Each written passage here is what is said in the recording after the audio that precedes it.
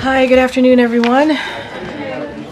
So I'm just going to be super quick. I'm going to turn things over to National Security Advisor Jake Sullivan, who's here to talk about the National Security Supplemental that the President, as you all know, signed this morning, and our support for Ukraine, our continued support for Ukraine. Jake?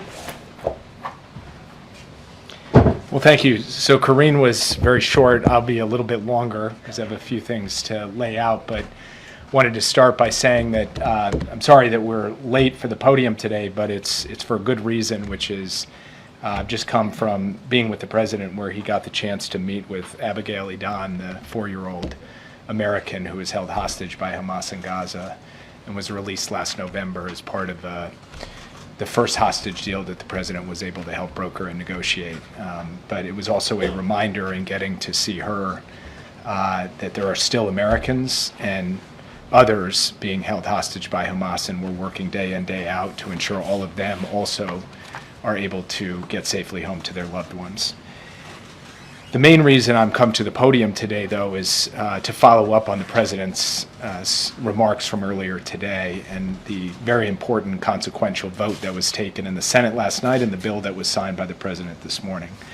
This morning, you heard President Biden speak about the critical importance of the National Security Supplemental, which came to the President's desk, as we said it would, with overwhelming bipartisan support from the U.S. Congress. I've stood at this podium numerous times and said, you know, the road may be full of twists and turns. I can't predict exactly when it will happen, but I always had confidence it would happen, and that's because of the deep reservoir of support there is for Ukraine. And that's true of Democrats, it's true of Republicans, it's true of independents, and that's what's shown through in the votes, both in the House and the 79 vote I vote outcome we saw in the Senate last night. The passage of this bill sends a powerful message to the rest of the world about the enduring strength of American leadership. And believe me, the rest of the world has been and continues to watch closely. As you all know, getting this legislation through Congress has been a top priority for President Biden since he first submitted his supplemental request more than 6 months ago. And it gets to a core tenet of his foreign policy philosophy. When our friends and allies are stronger, we, the United States, and the American people are stronger. And when our friends are attacked or threatened, we, the United States, stand up for them, we do our part, we keep our word. And with that signature this morning, the President kept America's word that we would stand with Ukraine through thick and thin, and that's exactly what we will do. When Russia began massing troops on Ukraine's border, the President rallied the world to respond to Russia's aggression. He built a broad coalition that flowed critical aid to Ukraine as the Ukrainian people defended themselves and then won the battle for Kyiv, the battle for Kharkiv, the battle for Kherson, and regained half the territory that Russia occupied since 2022. And the bill the President signed today and the significant and immediate military aid package he approved 1 minute later will send Ukraine the supplies that it needs to make a significant difference as they continue to fight for their sovereignty and territorial integrity. The bill will also help replenish Israel's air defenses, which is even more important following Iran's brazen and unprecedented attack 10 days ago. And it will help ensure that Israel has what it needs to defend itself against the very real threats it faces from Iran as well as Iran's proxy groups. The supplemental will substantially increase humanitarian aid for Palestinian civilians in Gaza who are suffering so grievously, as we work to build on the progress of the last 2 weeks in terms of an increase in the amount of life-saving humanitarian assistance that has been and must continue to flow into Gaza, and the quantities and the type of humanitarian assistance that we have seen increase over the last 2 weeks. We need to see continued increases and sustained increases as we go forward. The bill will also enhance and expand humanitarian aid for those who have been impacted by instability, by conflict, by disaster, all over the world, including in Haiti and Sudan and Somalia. The bill makes important investments in our defense industrial base that will strengthen our own military, and of course it provides timely support to our allies and partners in the Indo-Pacific as well. Getting this bill passed entailed months of advocacy, hands-on work by President Biden himself, by his White House team, by his national security team, and countless briefings, meetings, hearings by departments and agencies across our government for the Congress in both the House and the Senate. It was a long road to secure this funding, and I have to say, standing here today, it was too long. and the consequences of the delay have been felt in Ukraine. Over the past 6 months, Ukraine has had to ration ammunition, and that has resulted in the loss of some territory in the east, including the city of Avdiivka. And while today's announcement is very good news for Ukraine, they are still under severe pressure on the battlefield. And it is certainly possible that Russia could make additional tactical gains in the coming weeks. Russia has tried to grind out very slow, costly progress on multiple fronts over the past few weeks. They are threatening the town of Chasiv Yar. They are threatening settlements to the west of Avdiivka. And of course, they're raining hell down on Kharkiv and other cities across Ukraine. The fact is that it's going to take some time for us to dig out of the hole that was created by 6 months of delay before Congress passed the supplemental. And that's why the minute the president signed the supplemental, he turned and signed a very substantial drawdown package that includes urgently needed artillery and HIMARS ammunition, more armored vehicles, javelins, stingers, and air defense interceptors, among other things. These capabilities are going to start moving immediately to make up for lost time. At this critical moment, this is a way to show in deed as well as in word that the United States stands with Ukraine. And despite the challenges that I've just described, I think it is very important for us to underscore that as we look ahead to the rest of 2024, our view is that Ukraine retains key advantages in this fight. Ukraine can and will prevail, and that will be thanks to the bravery of its people, but also the support of its friends. First, the Ukrainian military remains a resilient, brave, and effective fighting force. And even as Ukrainians waited for U.S. security assistance, they were able to impose significant costs on Russia. Since the start of 2024, we estimate that Ukraine has destroyed more than 700 Russian armored vehicles and roughly 250 Russian tanks. Russia, meanwhile, has had to continue to throw its soldiers into the fight without proper training and equipment. Second, our allies, as the president said this morning, have been mobilizing in support of Ukraine alongside us. Just yesterday, the UK announced a significant new package of military aid for Ukraine, alongside major investments that they are making in their defense industrial base, putting their defense budget on a path to reach 2.5% of their GDP by the end of the decade. And the United States welcomes these moves from a stalwart ally. Germany recently announced the donation of another Patriot system to Ukraine. The Czech government, whose prime minister was just here recently, has raised enough money to purchase 500,000 artillery shells for Ukraine, with hundreds of thousands more beyond that to follow. And Estonia recently announced its own ambitious effort to secure even more artillery and other forms of ammunition for Ukraine. And then third, the United States is building up our capacity to support Ukraine. For example, we're investing in our own domestic production of 155 millimeter artillery rounds. Since the start of this conflict, we've more than doubled our monthly production of 155. By the end of this year, we will have doubled it again, and as a result, we're going to be able to provide from our own production steady and significant supplies of artillery to Ukraine. We are also providing Ukraine with new capabilities. I'm able to confirm, as you've heard from others, that in February, the President directed his team to provide Ukraine with a significant number of ATACMS missiles for use inside Ukraine's sovereign territory.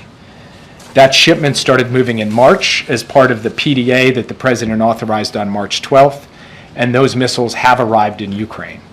This followed Russia's procurement and use of North Korea's ballistic missiles against Ukraine, as well as Russia's renewed and escalating attacks against civilian infrastructure in Ukraine. Until recently, as we've said on many occasions, we were unable to provide these ATACMS because of readiness concerns. But behind the scenes, the administration across the board has worked relentlessly to address those concerns. We now have a significant number of ATACMS coming off the production line and entering U.S. stocks.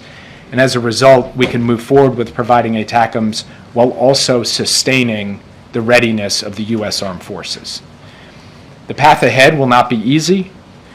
Russia is going to continue to press its attacks against Ukrainian defenses. But for the reasons that I have laid out, over time we assess that Ukraine's position in this conflict will improve, and we believe that Ukraine can and will win. As I've said from this podium before, no one No one in this room and no one anywhere else should underestimate the Ukrainian people, and no one should underestimate President Biden's resolve and the American people's resolve, and a bipartisan majority in both in the House and the Senate's resolve to stand with Ukraine. And with that, I'd be happy to take your questions. Yeah. Thank you, Jake. How big of an impact will these long-range ATACMS have on the battlefield in Ukraine? And will more long-range ATACMS be sent to Ukraine as part of this $60 billion aid package? So we've, as I said in my opening comments, we've already sent some. We will send more now that we have additional both authority and money. I'm not going to get into specific numbers for operational reasons. I believe they will make a difference, but as I've said before at this podium, and as you've heard from Secretary Austin, the chairman, and other senior military officials, there is no silver bullet in this conflict. One capability is not going to be the ultimate solution. It is an amalgam of capabilities that come together and combine with the bravery and skill of Ukraine's fighters that's going to make the difference in this conflict. So we think it's good that we're able to provide them, but I don't expect to stand before you and say one capability has been the silver bullet in this conflict. Are you worried that it could provoke Russia because they had said that sending these long-range missiles could be crossing a red line? What we have seen from the Russians is their willingness to accept long-range missiles from other countries, specifically North Korea. They have used those in the battlefield. They have used them to attack Ukrainian civilians as well. So from our perspective, now that we've resolved our readiness concerns, being able to step up and provide our own capabilities to Ukraine, as partners of ours have, the UK, the French, others, we think it's appropriate to do at this moment. We think it is a good capability in this phase of the conflict for Ukraine, and we will stand behind that foursquare. Yeah. Jake, on Israel, they've made a number of commitments in terms of what they need to do on the ground in order to receive the aid that they're getting from the United States. With the reports that we've seen of mass graves at 2 medical facilities in Gaza that they destroyed, is it your current view that they are living up to those commitments?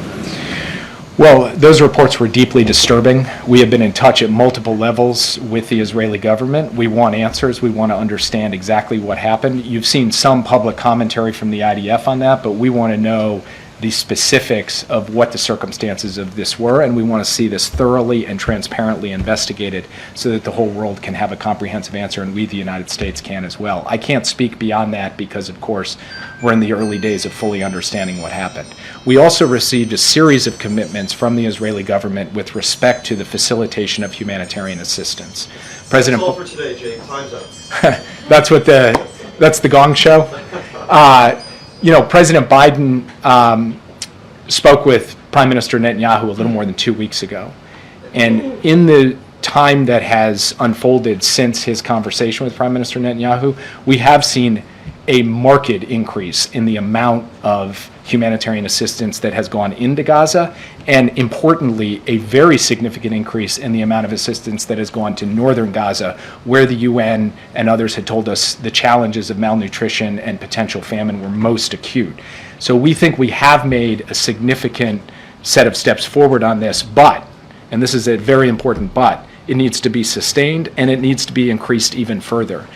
We've seen moves at Ashdod, we've seen initial moves through crossings in the north. Again, those are good steps, but we need to see that expanded, institutionalized, and ensure that on a steady basis, the level and intensity and scope of humanitarian assistance meets the need, and we're going to stay focused until we ensure that that is the case. Yeah. Thanks, Jake. What kind of mechanism does the U.S. have in place to ensure that these long-range ATACMS will only be used within Ukrainian territory and will not be fired into Russian territory?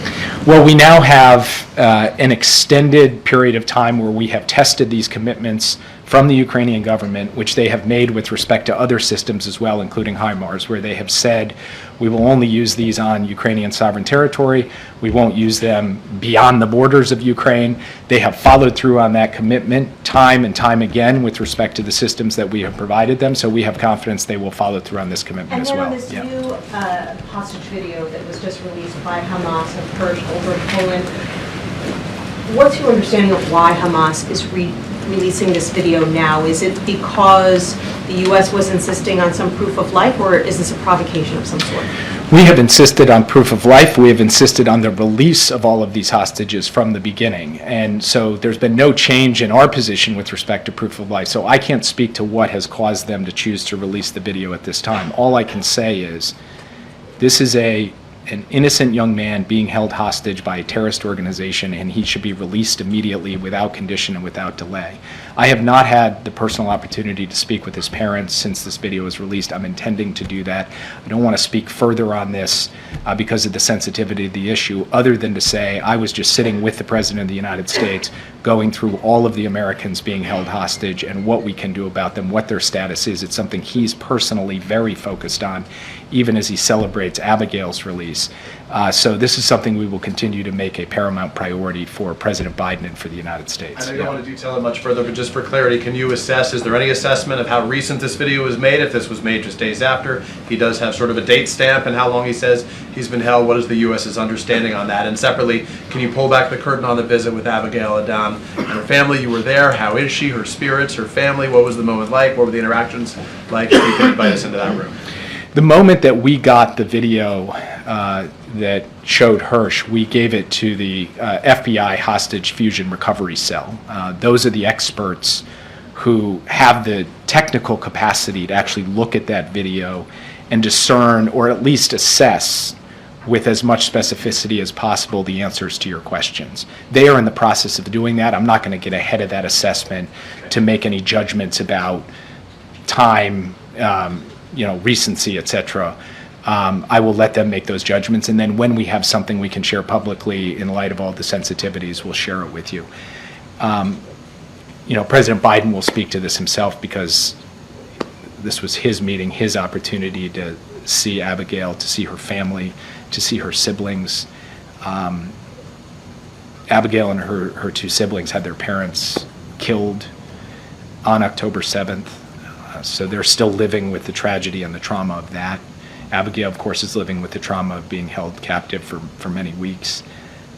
But this was a moment of joy as well, because she was able to be returned safely to her family. And I think for the president, the most important thing was it was a reminder of the work still to do and how important it is for him personally and for the government to do all that we can to secure a ceasefire and hostage deal so that everybody can come home.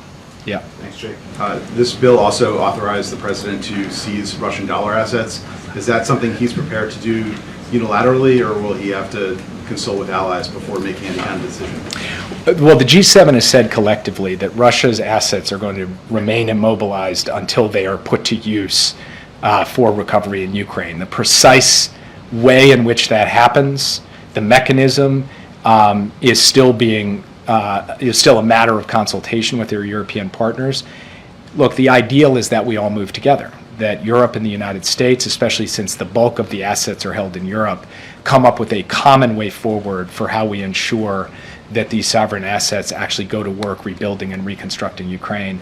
And I will not go further than that today because we are in the middle of intense consultations with our European partners. I can tell you this is going to be an important subject of conversation at the G7 summit in June, but I will leave it at that for today. Can you provide us with an update on the latest on the Rafah invasion? What's the latest that the Israelis have told the administration, and on timing? Do you expect them to hold off as these talks continue? I will say that you hear a lot of different public comments from different Israeli officials, different media reports, some on the record, some off the record, some on background, circling dates, stating what's going to happen definitively, changing what's going to happen definitively. So I will be entirely out of the business of commenting, predicting, or representing what exactly Israel will do when it comes to Rafah. What I can tell you is the U.S. position has been clear on this. I've stated it from this podium. The president has spoken to it. And we've had very detailed discussions with the Israelis as recently as last week by secure video to talk through not just our concerns, but our view that there is a different way to go about dealing with the Hamas threat in Rafah and succeeding in ensuring the long-term defense and security of Israel. We are still in those conversations, and we will still continue to press our perspective. And I will leave it at that for today because that conversation is midstream and has not been concluded. Yeah. Thanks, Jake. This bill gives ByteDance 270 days to sell TikTok due to those national security concerns, which could lead to a national ban. In the meantime, is it safe for President Biden's campaign and any other political entity to be on TikTok? So I'm going to let campaigns decide for themselves what they're going to do. The terms of the bill are straightforward. TikTok continues to operate as it is right now until such time as either there is divestment or the time that you referred to elapses. And so what we're focused on right now in implementing the bill is working through that divestment in a way that is consistent with the intent of the law and consistent with the national security concerns that brought the law into force in the first place. Yeah. The war will stretch far beyond the $61 billion in aid. So can the Ukrainians have any confidence that the fight over money in Congress won't repeat itself next year? And has Putin planned for these skirmishes in the U.S. Congress as he continues the invasion of Ukraine? Well, look, I've said this before, and maybe it's even an understatement to say it again, that democracy is messy. There's a lot of toing and froing, a lot of twists and turns.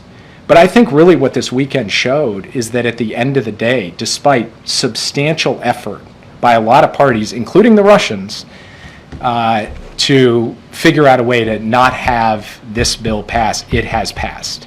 And I think the message that sends is that at the end of the day, when push comes to shove, the United States is going to be there with the resources necessary for Ukraine. I believe that today.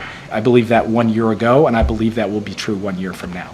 Yeah, thanks, Jake. You referred to the hole that was dug because of the 6-month delay in Congress. How deep is that hole? How much did Ukraine lose on the battlefield as a result of inaction? And secondly, how long does the U.S. expect this $61 billion to last before it is completely withdrawn?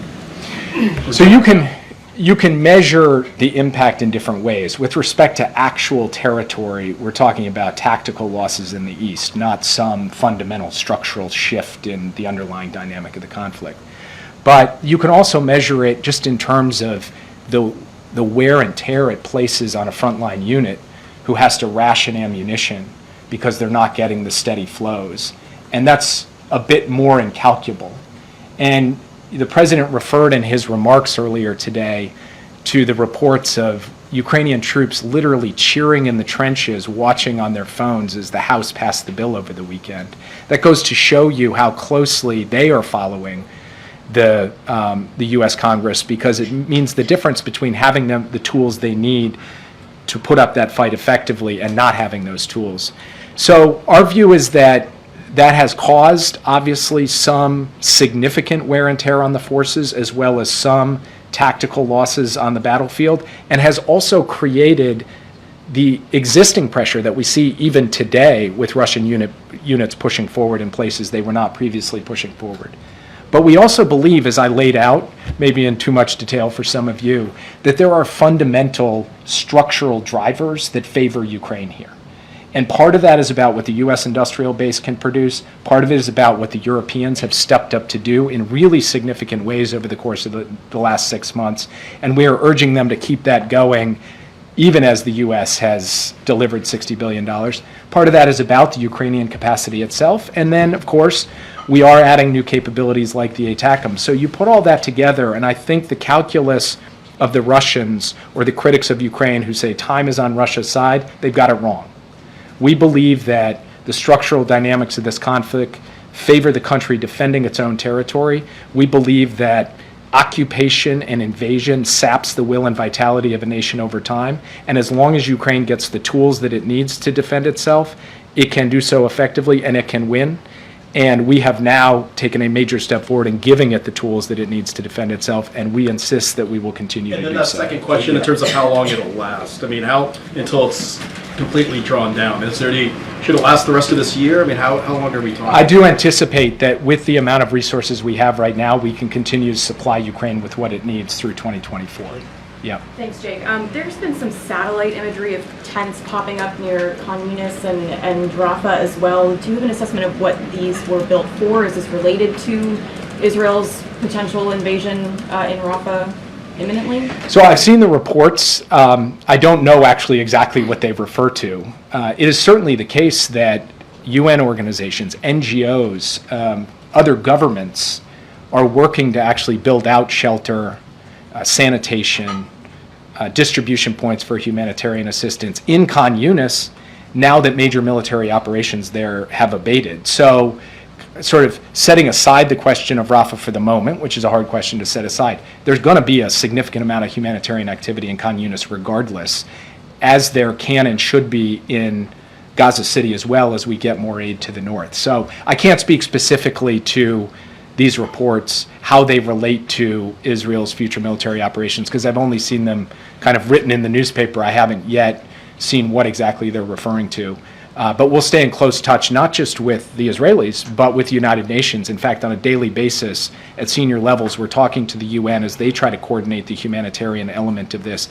And frankly, for those people, innocent civilians who are not in Rafah, they too need and deserve shelter, support, food, medicine, and everything else. And we are insisting that that happen in addition to ensuring the safety and protection of the people of Rafah. Really quickly on the in-person talks that were scheduled to happen, I know you guys have been meeting virtually with Israeli counterparts. Yeah. Is there anything planned upcoming for an in-person conversation? So we had an in-person one planned, and then as you all may have noticed, there was a series of events related to Israel over the course of the past 2 weeks that made it difficult, frankly, for anybody to leave their desks. I couldn't leave my desk. My counterparts in Israel couldn't leave their desk because we were hunkered down trying to put together the coalition that helped defend Israel against that unprecedented Iranian attack and then deal with the aftermath of it.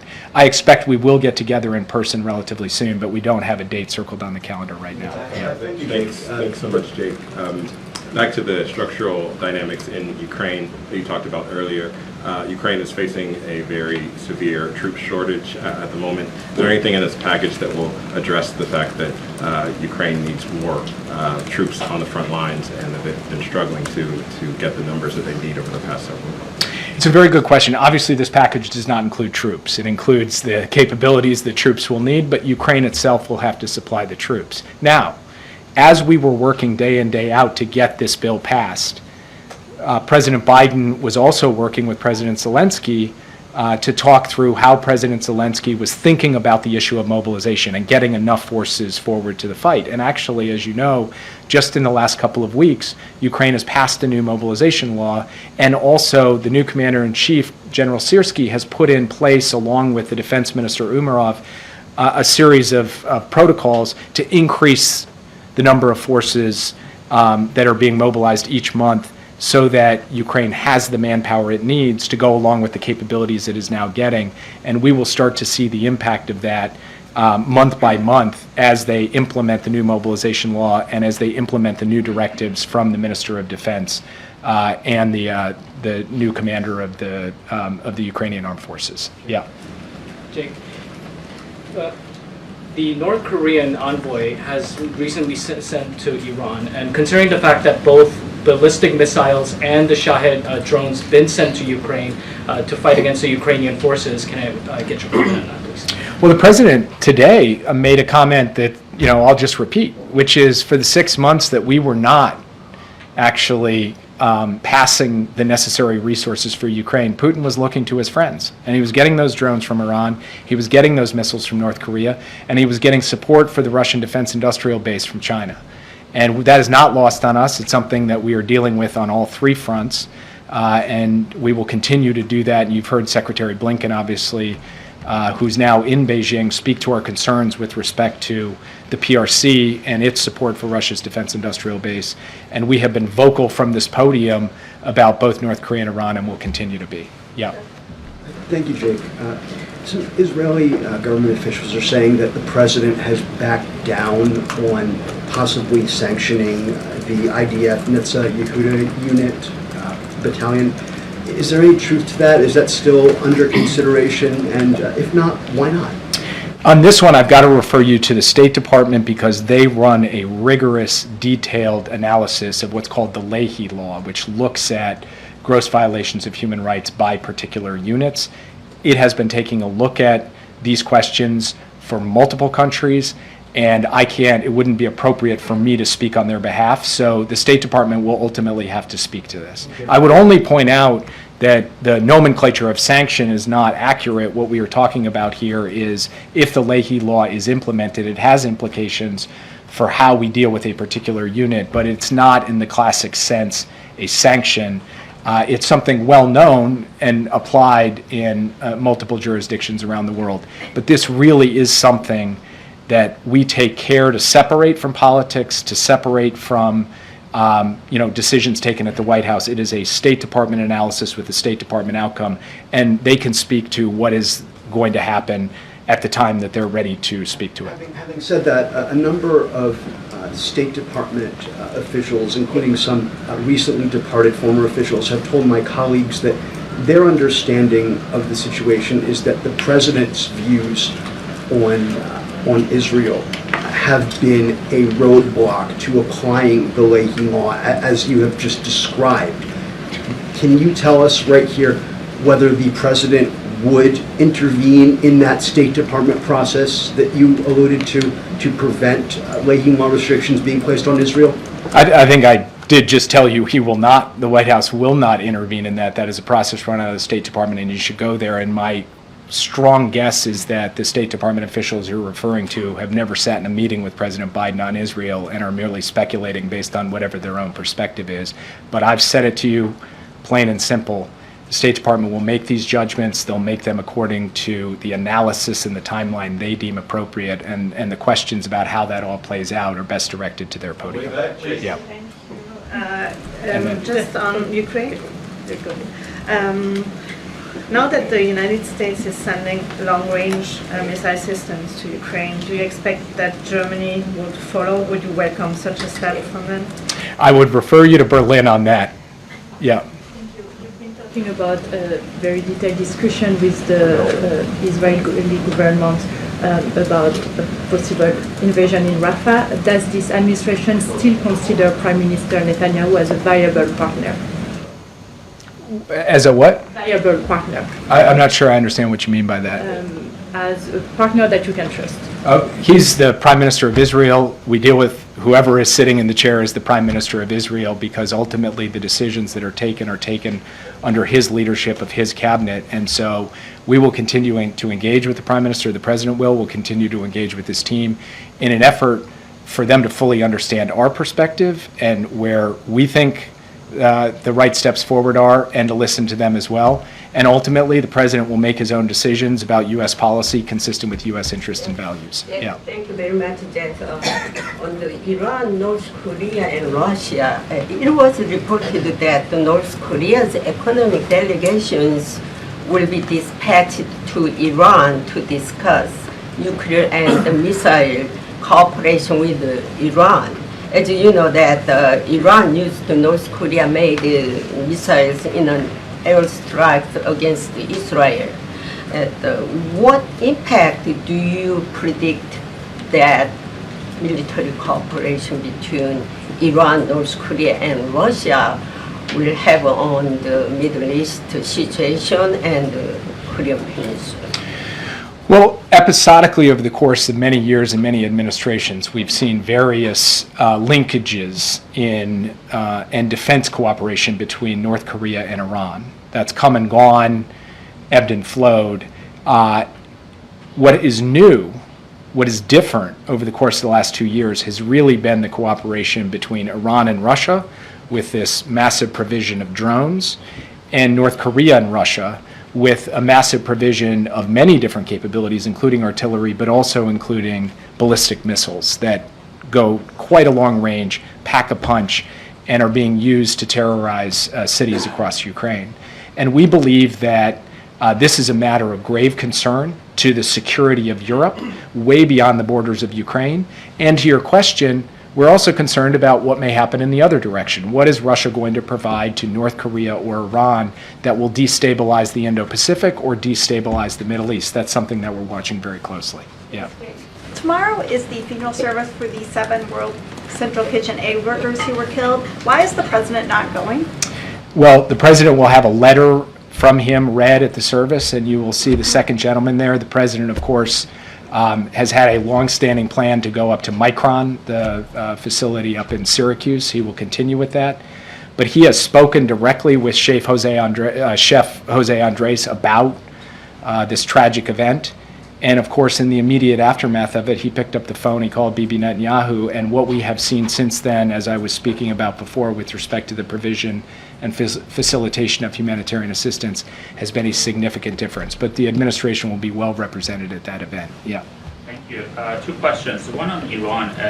Part of the bill that was signed by the president today had a collection of sanctions on Iran, on the Islamic Republic, namely human rights, drones, their dealings with China, the oil export. What is the administration trying to achieve with this set of sanctions that has not already achieved in the past 3 years? And my second question is about this National Security Memorandum 20, which is an independent task which they called the suspension of the U.S. arms transfer to Israel, because they are accusing Israel Defense Forces of a systematic pattern of war crimes. What does the administration say about this? So on National Security Memorandum 20, which the President signed some weeks ago, we have a report that will be sent up to the Congress in early May. That report will analyze the elements of National Security Memorandum 20, and obviously then we will present the findings of that to all of you as well. And I'm not going to get ahead of that report. I think we should let them work through rigorously the analysis, which will be done on an interagency basis by the U.S. government. And your first question was about Iran sanctions. Look, I think the moment we're in right now that's quite different from where we were just a few weeks ago is you've actually had the G7 come out together and say that we need to impose additional economic measures, additional sanctions, additional pressure on Iran for this brazen and unprecedented attack against Israel with more than 300 missiles and drones fired at Israeli territory. The EU has moved. The UK has moved, the United States has moved, and we will continue to move, and extra authorities from Congress can help add to the types of forms of pressure that we can place and the type of isolation we can generate with respect to Iran, which is acting in ways that are fundamentally irresponsible and destabilizing to peace and stability in the Middle East. I'll take one more question. Yeah. Wanted to follow up on, I know you had to not go to Riyadh, to Saudi Arabia. I hope you're feeling better, by the way. Thank you. But has that been rescheduled first? And secondly, can you give us an update on sort of what movement there has been on these normalization talks between Saudi Arabia and Israel? I do expect to get to Saudi Arabia in the next few weeks. We haven't literally scheduled it because things have been a bit in flux, but we will get it back on the calendar in the near term. I'll let you know when I plan to get out there. Thank you for your concern. I do feel quite a bit better. But as any of you who've cracked a rib know, it takes a long time. So call me at 80% right now. Meanwhile, I'm physically deteriorating in all other ways, but that's a matter for another time. And then in terms of where we are in normalization talks, I really want to have the opportunity to sit with the senior Saudi leadership, get their perspective in person, be happy to report back to you after that. It's something that we want to continue to work on, although every week or so I read a new story about how there's a renewed initiative, a different initiative, a new, this is steady, consistent diplomacy aiming at an endpoint that we've been quite clear about, but there haven't been any kind of dramatic developments over the course of the past few weeks. It's something we continue to work at. We'll talk with the Saudis, we'll see where we are, and obviously we have to talk with the Israelis as well because they would be a part of the larger outcome here if we could generate it. And with that, I'll turn it over to Karine. Thanks, everybody. Thank you. All right. Thanks, everybody. Thanks, Jake. I do have something at the top for all of you, and then we can get into Q&A. Over the last 2 days, our administration took several new steps to protect workers and consumers.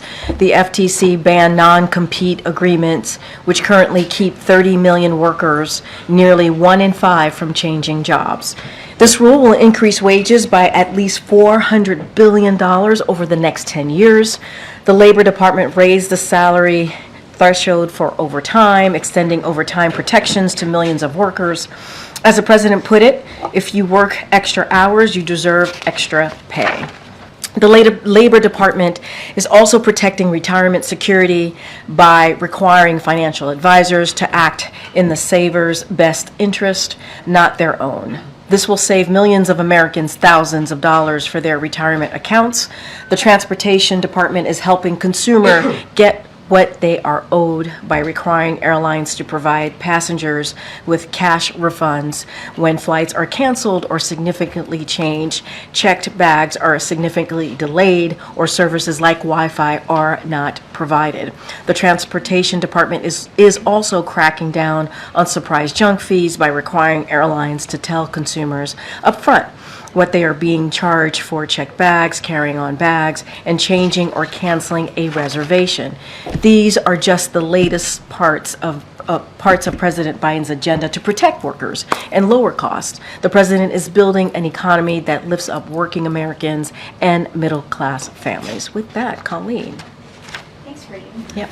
So the backlash is growing at Morehouse College over the president's upcoming address, and it sort of mirrors all these other college protests over Gaza. I wondered how the president is going to manage increasing student concerns as the violence wears on. So look, we know it's an incredibly painful time for many communities. You hear us say that often. You have heard us mention the president meeting with different community leaders and community members, obviously from the different communities, obviously the different groups, to be more precise, so whether it's Arab Americans, Muslim Americans, Palestinian Americans, to have those difficult conversations, to have those honest conversations. And you've heard the White House, you heard us talk about the White House staff officials having regular ongoing meetings with these different groups. Look, as it relates to commencement, they're about the graduates, right? They're about their families. They're about their loved ones. It's about celebrating accomplishments, and the president's certainly looking forward to doing that. He's going to do that at Morehouse. He's going to do that at West Point, where those are graduates, where he's going to be thanking them for their service and defending our nation. So the president is looking forward to being part of that. He has always. It's not the first time, obviously, that he's given commencement speeches. I understand this is a different moment in time that we're in, but he always takes this moment as a special time to deliver a message, an encouraging message, a message that's hopefully uplifting to the graduates and their families. And we're going to continue to have these conversations that I've just mentioned with the different communities about what's happening right now. We get it. It's painful. We get that. We understand that. Is there concern that he would be, I don't know, disinvited from Morehouse or anything? Is he planning to go? So look, I'm certainly not going to speculate or go into hypotheticals. The president is certainly looking forward to these commencements, these two upcoming commencements, Morehouse and the United States Military Academy next month. And he has done these many times before, understanding the important but important moment and how special that moment is for the graduates and their families. And he is going to do his best to meet that moment as it relates to what's going on, the pain that communities are feeling. We're going to continue to have those conversations and be sensitive to that, understanding what people are going through. On the Supreme Court, the court appears pretty skeptical that federal law trumps state law in Idaho over the abortion ban there. I just wondered, that EMTALA was a major part of the administration's effort to sort of protect women or give additional health care to women. So if that is on the chopping block, what else can the administration do? So I'm going to be careful because it's ongoing. So parts of this, especially because it's an ongoing litigation, have to refer you to the Department of Justice. More broadly, the administration is going to continue certainly to defend women's ability to access emergency care that they need, that they should have under federal law. And so that is a commitment that this administration is going to continue to ensure. And so look, we're going to stay focused on that. We're going to let the litigation process continue, so I'm just not going to get beyond that. But more broadly, we believe that women should not be denied the access of health care that they need. We've been very clear in the Biden-Harris administration about how important it is that women get that emergency care. We're talking about lives. We're talking about women's lives here, and being able to make those all-important decisions on their health care. We've been consistent about that. We're going to continue that fight. And so we remain focused on ensuring that we prevail in the courts. And that's our commitment to women. Thanks, Karine. The House Speaker is heading to Colombia today. He's calling on the President of Colombia to resign. Does the President share that view? And what does he think of the way that the administration at Columbia has been handling this? So I'm going to be really mindful. Columbia is a private institution. We've been very consistent here about not commenting on personnel matters. That's something for Columbia University, obviously the board to speak to, and the president, right, to make that decision. So I'm not going to comment on that. That is obviously the speaker's privilege to speak for himself and what he sees. Look, I would say more broadly, and I said this moments ago, this is a deeply painful moment for many communities, and we understand that. The president believes that free speech, debate, and non-discrimination on college campuses are important. They're important American values, and that and so he'll always be very clear. We will always be very clear about that here. But protests must be peaceful.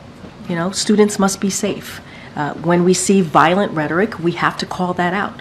When we see physical intimidation or grotesque anti-Semitic remarks, we have to speak that out. And you saw that from the president's statement when this president's statement on Passover. He talked about that. He talked about taking action and making sure that we're calling that out. So we're going to continue to do that forcefully, condemn anti-Semitism from this administration. We're going to continue to do that. We're implementing, as you know, the first ever national strategic effort to counter anti-Semitism, because there should be no place in this country when it relates to that type of hate. We saw what happened in 2017, Charlottesville. That was one of the reasons that this president decided to run in 2020. He ran in 2020 because of what he saw in Charlottesville and what was happening in the streets of Charlottesville, the vile, just hateful rhetoric that we're seeing there. So I think Columbia is going to have to speak to their personnel issues, and what we will speak to is more broadly what we expect and what we want to see and how painful it is for many communities here. And then on TikTok, now that the president has signed the bill, does the White House have a preference as to whether TikTok gets sold and remains operational in the U.S., or are you indifferent about whether it gets banned or sold? Well, first of all, we've been very clear. Members of Congress have been very clear. We do not want to see a ban. This is not about a ban. This is about divestment, selling, right, being sold. This is about our national security. This is not concerns about Americans using TikTok. This is about PRC ownership, right? This is about the control of TikTok. And so I want to be super, super clear. And so that's what members of Congress move forward with. That's what we supported. So we wanted to see a divestment. We want it to see it being sold, and we do not seek a ban. That is not what this bill is about, or this now law is about. Canceling. Thanks, Karine. You say it's not about a ban, but the reality is that finding a buyer for TikTok will be incredibly difficult, and the Chinese government also could intervene and block a sale. So if it came to it, would the administration then support a ban as the legislation is written? So here's I think I want to be, as it relates to China, they should allow it, right? They should allow it to be sold. That's what I'll say there. As it relates to the bill, the law now, there's time. We got to see how this plays out. We believe that it is possible. There are already American investors who are willing and are interested in buying TikTok. So the interest is there. It's not like there isn't any. And so we're going to see. There's certainly time on the books to see how this plays out. We do not. This is not a ban. Again, this is about divestment, and that's what we want to see. Which American investors are interested? I mean, you all have reported on it. There's reports out there that is a number of interested buyers, a number of them. You guys have reported on that. I don't have a list to share. So we're going to let that process play out, but it's been reported by all of you. And just what's the president's personal reaction to what he's seeing playing out on these college campuses?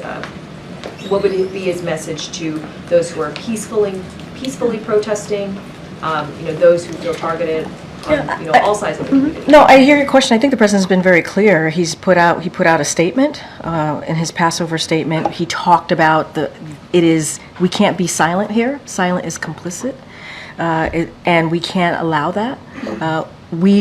We believe in First Amendment rights, right? We believe in people being able to express themselves in a peaceful manner. But when we're talking about hateful rhetoric, when we're talking about violence, we have to call that out. We have to call that. And we've been consistent here throughout this administration. The president has been consistent about it, obviously, since 2017, but even before that, when he saw what happened in Charlottesville. We have to call out hateful, violent rhetoric. But we want to make sure that people have the opportunity to peacefully protest. Peacefully protest. Karine, on that subject, President Biden once talked about the Vietnam War protest of his youth, and he said the reason why he didn't participate was because, quote, I wore sport coats, I am who I am, I'm not big on flak jackets and tie-dye shirts, and that's not me. Is that still his view about the protest movements, or does he see them as useful in shaping policy or shaping a discourse? Look, obviously the president, when he was talking about that, he was talking about the Vietnam War. That was a moment in time, a specific, when he was younger and how he felt about that situation. And as president, as commander-in-chief, where he sits right now behind that resolute desk, and what he understands, it's important to speak out. And he understands that as a leader in this country, that when we see this type of anti-Semitic hate, this type of anti-Semitic bile, we have to be very clear. We have to show moral clarity. We have to call that out. And I said this at the beginning, students should feel safe, communities should feel safe, and we can't stay silent. Obviously, it is a deeply painful moment. He sees that, he understands that, and he will always support and believes in free speech and debate and non-discrimination on college campuses, as I said moments ago. But we have to be able to do this and protest in a peaceful way. I don't think that takes away from the comments that you just made, that you just gave back to me that the president made. I don't think that's any different, right, than what the president is saying right now, right? You have to be able to peacefully protest, but you got to call out hate. You got to call out hate. And then on TikTok, is there any expectation that China could retaliate against U.S. tech companies that are operating there? I mean, look, I can't speak for the Chinese government. I can't. I mean, that's a hypothetical. I can't speak to that. I can only speak to the importance of this law moving forward, this bill moving forward. Obviously, the president signed today, so it's now law, and the importance of making sure that we move forward with the divestment of TikTok. We're talking about national security. We're talking about making sure we're protecting Americans' privacy, and that's what this is about.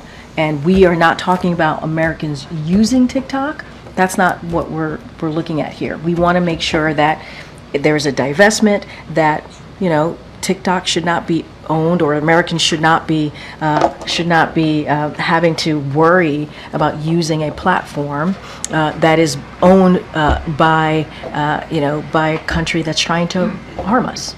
That's the national security concern here. And will this law survive a constitutional challenge? Look, not going to speak to that. I mean, I think that's something that obviously DOJ will deal with. I can't speak to challenges, but obviously it's law now, so we're going to move forward with it.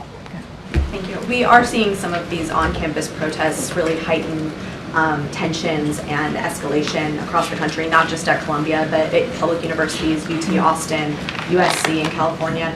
Is there any concern about how law enforcement is handling these protesters? I mean, look, I can't speak to what's going on the ground. I know what happened is just happening today. So I have no idea on how that's being dealt on the ground. But look, we've been very clear. We want to see this be peaceful. We understand it's deeply concerning. It is important that communities feel safe, and important that students feel safe. That's what we want to see. It should not be violent. It should not be hateful rhetoric here. And so that's what we're going to keep saying, keep calling on. And we'll let the universities handle that process on how they're dealing on the ground. And if I may shift back to Ukraine for just a moment. President Zelensky said he and President Biden discussed this Global Peace Summit coming up this June in Switzerland on their call this week. What is the White House view at this point on what that summit could achieve, and would the president consider attending? Nothing to share with you on the president's schedule. Obviously, it's an important conversation that Ukraine should be part of. We have always been very clear about that. I don't have anything to share beyond that. I think this is something that President of Ukraine, obviously President Zelensky, needs to lead on and speak to. I just don't have anything else to share. Obviously, we have shown our commitment to the brave people of Ukraine as it relates to defending themselves against Russia's aggression. We've been pretty consistent about that, and we believe that we need to do everything that we can to make sure that they have what they need to fight for their democracy, to fight for their freedom, and we believe that they will prevail. I'm just not going to get ahead of a potential summit and what that might look like. Can't lose. Thanks, Karine. Two questions. First, the president expressed some regret about the border security bill not being a part of the supplemental, but he also said that he will address that another time, another place. Do you have any update on whether the president... And I also think Mitch McConnell made a statement about it as well, so I would certainly point you to what he said about the border security bill, and I think that's important, right? Because this is a bipartisan effort, and we need both sides. Look, the president has been very clear. We need that bipartisan border security bill, or the negotiation that came together on that, and we have to move forward with it. It came out of the Senate. It got bipartisan support. We heard from the former president who said, don't move forward. He told Republicans to reject it. They did, and that's unfortunate.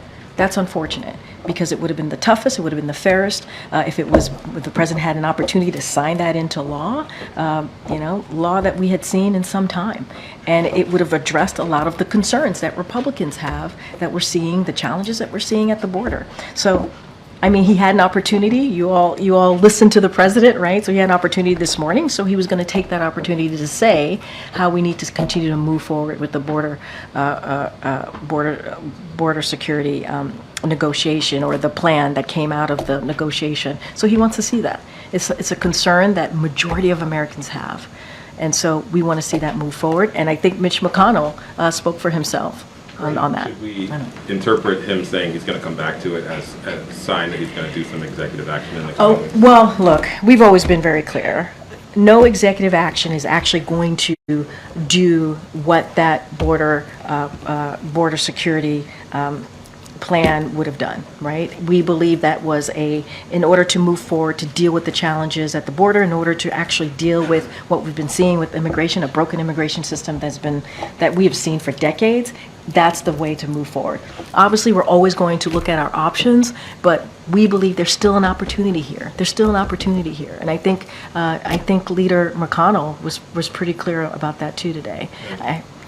Go ahead. I have to. Really quick one on taxes. The president earlier today said the 2017 tax bill that was passed under President Trump, if he is reelected, if President Biden is reelected, that it would be dead and gone forever. Yeah. That bill obviously included tax cuts for the wealthy, but it also included tax cuts across the board to the tax rates at various levels of income. Yeah. Is the president saying that he would get rid of the entire tax bill and not allow those tax cuts to? I think what the president was trying to say, he was trying to make very clear that was the 2017 tax bill was something that was for billionaires and corporations, and that's not what he's for, right? He wants to make sure that the working class gets their fair share. He wants to make sure that the billionaires and corporations pay, right, what they owe.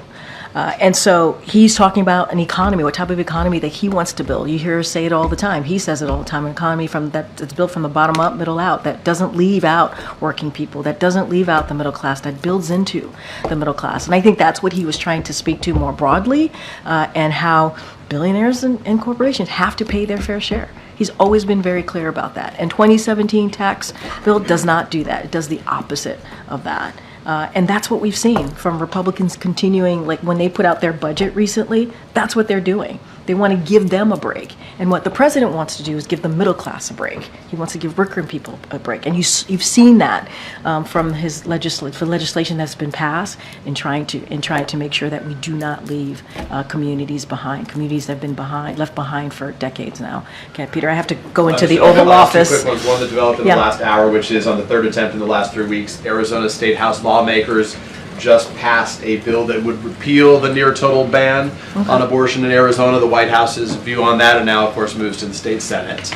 Okay, so look, you've heard us talk about the 1864 law and how it just sets us back. 1864. We're in 2024, and there's a law that that they wanted to move forward with that obviously would hurt women. Would hurt our reproductive rights and hurt our, obviously, women to make a decision about their health care. And so if this is, I have not seen that report, but if this is the case, that it has been repealed in one of the chambers, that's a good thing, right? We're moving forward in the right direction. We're moving forward to where we are today in 2024, where we should be protecting our freedom, protecting a woman's right to make a very personal decision about her body. And then last one quickly, I know you got to go, but Yeah. the president didn't mention the words TikTok, or maybe that's one word, TikTok, with no space between the two, in his comments earlier today. So if you had That's an so elevator, precise. if you had an elevator pitch, there was 170 million Americans who use TikTok right now. What is the simple statement to those Americans right now who are saying the president of the United States just proposed or signed legislation that could ban a platform that I rely on in some cases for my livelihood? I think I would just say what I've been repeating here from this podium for the past few minutes here, which is this is not a ban. This is about divestment. This is about our national security. We are not saying that we do not want Americans to use TikTok. That is not what we're saying. We want to make sure that Americans are protected. And that is what this is about. And so we believe this law will get us there. We believe that we will be able to divest, that TikTok would be able to divest. We believe that there is interest in folks who want to buy TikTok, and we want to get there. We want to get there. This is, the president wants to protect Americans, and he wants to protect American privacy. He wants to protect Americans from a country in this instance that wants to potentially do us harm, and that's what he believes is important. We're not saying we do not want TikTok to exist. We're not saying that we do not want Americans to use TikTok. We want to make sure that it's done in a way that we protect our national security and that we protect Americans. All right, everybody. I got to go to the Oval. Thanks, everybody. Have a good week. I guess I'll see you in New York. If there are any pictures of the president with the Don, if you would share those.